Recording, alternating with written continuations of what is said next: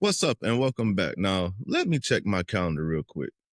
Yep, it is definitely 2026 and we are just now getting season 3, not 5, season 3 of Euphoria. Doesn't it seem like we've aged a full decade since the last season aired? Because we have definitely survived multiple global crises, and somehow Sam Levinson and HBO are just now uploading the premiere of season 3 of Euphoria. Now, while that wait made me almost give up on the show and honestly just call it quits, I am glad that we are back with this season, because go ahead and grab your glitter tears and your anxiety mess, because we're going to tear right into episode 1. Now, if you have not seen it yet, I recommend you go ahead and hit pause on this video now, and please come back after you've seen it, because I want you to go see Sydney Sweeney start barking like a dog, and then I want you to come back and watch this and tell me what you think about it. All right, let's go ahead and talk about the execution of the premiere, because aesthetically it is gorgeous. I mean, what is it that we expect? It's Euphoria. At the end of the day, the cinematography is flawless. It looks like a Wong Kar-wai film if it were sponsored by a vape company. But the narrative, though,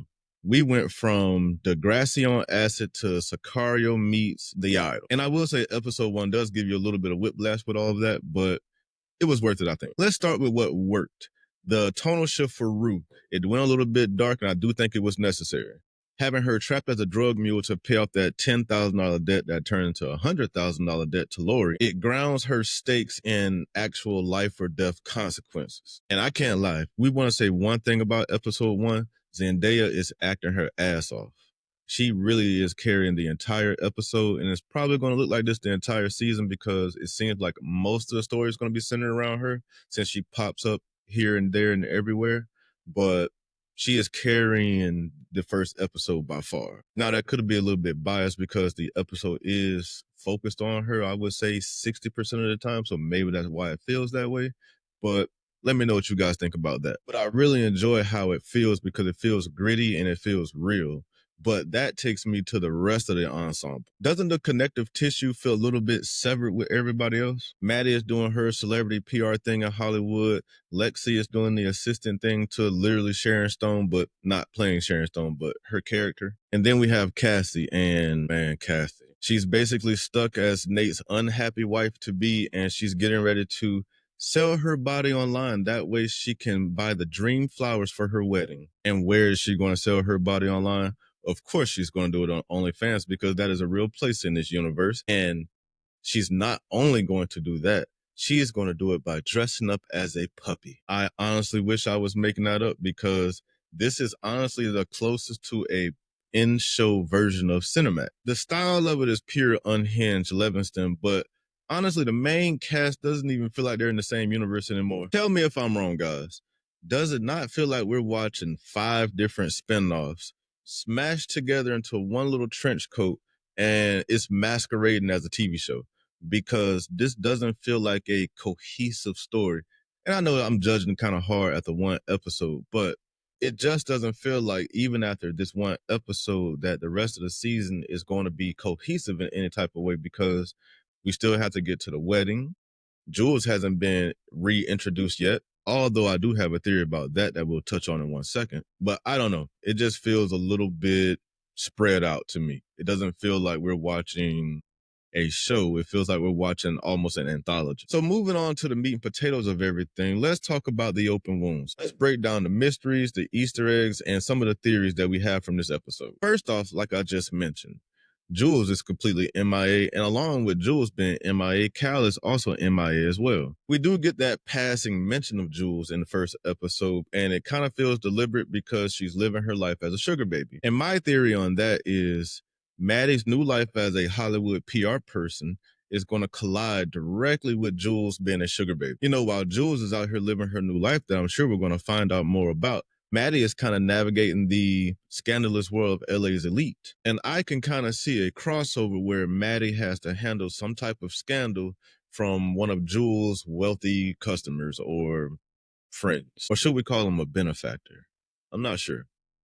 You tell me what you want to call him. Then we have Fez. I will say that the show handled the Angus Cloud of everything very, very nicely, because they didn't kill off his character. They locked him away in prison for 30 years and basically wrote him out of the show that way, kind of honoring his presence and still referencing him in a way as if he's still with us. And that was really nice to see. But here's another theory that I'm tracking.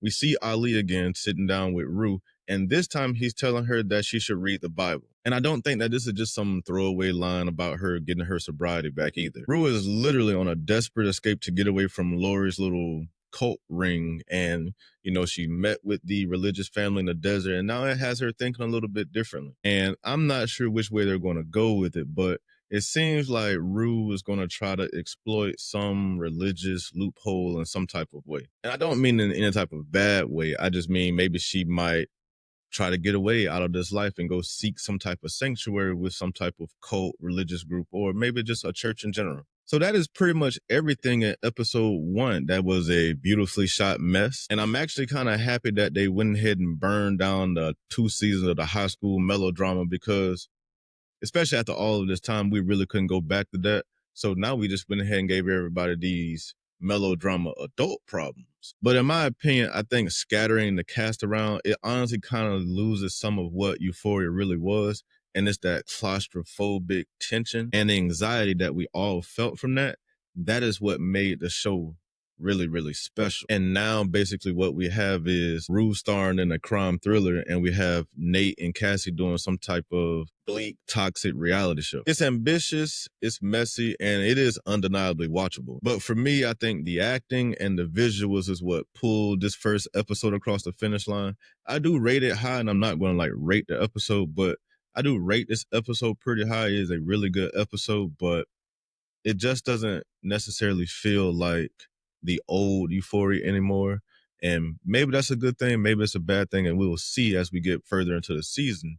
But right now, I'll say we're up in the air. But that's just my take. But now tell me your take, and I want to hear everything you guys feel about the first episode, the wait, and everything that's coming along with this season. Tell me what you guys think about the $100,000 debt that Rue is now in, and do you think she's going to get out of it? And how do you think she's going to get out of it, if she does? And is it going to be by teaming up with the self-proclaimed P-Power King? But let me know what you guys think down in the comments, and I will see you in the next episode. Keep coming back for more. Please don't forget to hit the like and subscribe button. We have more content coming this week, and I will see you in the next one. Thank you for coming.